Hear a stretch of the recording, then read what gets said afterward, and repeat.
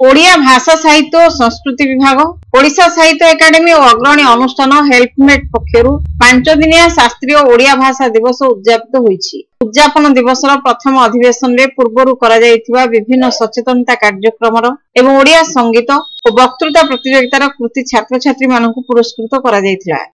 शुद्ध पठन प्रतियोगिता रे तृतीय स्थान सभ्यसाची मुदुली, तृतीय स्थान राधिका रानी पात्र सरस्वती शिशु विद्या मंदिर मधुबनी। राज्य स्तरीय कवि सम्मेलन करा जाई कवि मानकु सम्मानित करा जिवा सह निरवच्छिन्न भावे ओडिया भाषार प्रचार प्रसार करुथिबा जगन्नाथ बस्तिया, सत्यनारायण राउतराय, अजित महांती, निरंजन मिश्र, हेमंत नायकंकु संबर्धित करा जायथिला।